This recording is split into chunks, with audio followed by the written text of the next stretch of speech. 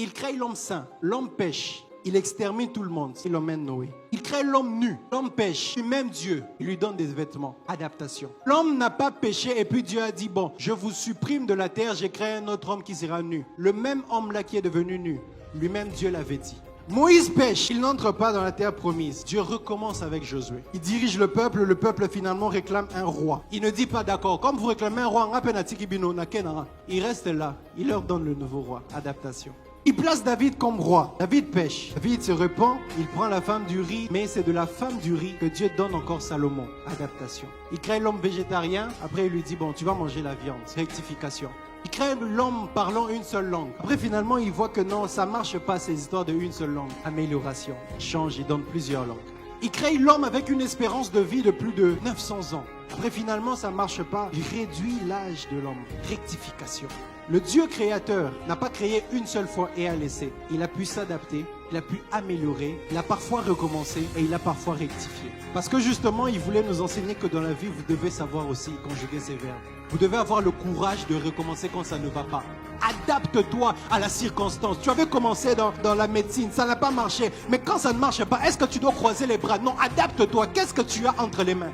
Ça n'a pas marché, il faut que je reprenne. Reprends encore. Il y a des gens qui ont eu à reprendre 3 fois, 2 fois l'examen d'état. Après, quand ils ont réussi, c'est parti.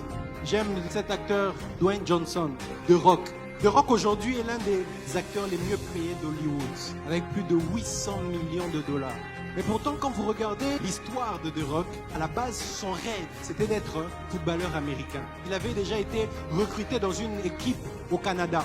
Il arrive là quelques jours après, on le vire parce qu'on prend quelqu'un de meilleur que lui. Il rentre au pays, son père va l'accueillir à l'aéroport. Son père était lui-même catcheur. Son père lui dit, bon, comme ça n'a pas marché, entre même dans le catch. On a tous connu The Rock dans le catch. Catch et Simbia, paf, il a commencé à faire un film, 2 films. Aujourd'hui, il est l'un des acteurs les mieux payés d'Hollywood.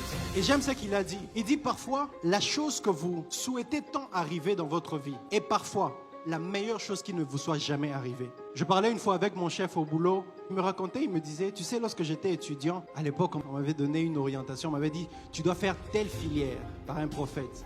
Et puis il me dit qu'il a essayé de s'inscrire, ça n'a pas marché. Il a essayé, ça n'a pas marché. Il a essayé, ça n'a pas marché. Finalement, il a été réorienté dans une autre filière. Et aujourd'hui, c'est cette filière qu'il a eu à faire, qui a fait de lui le chef de notre entreprise. Il travaille même avec la présidence. Tu n'as pas d'excuse pour ne rien faire dans la vie et pour ne pas évoluer. Dans votre relation, ça ne marche pas. Ajustez certaines choses, adaptez-vous. Les chrétiens aussi, on aime trop se plaindre. Papa a perdu son boulot, tel est parti, et tu restes seulement dans ce point de l'histoire-là. Le problème parfois, c'est que nous restons emprisonnés avec certaines prophéties et certains messages qu'on a reçus. Dieu m'avait dit c'est ça.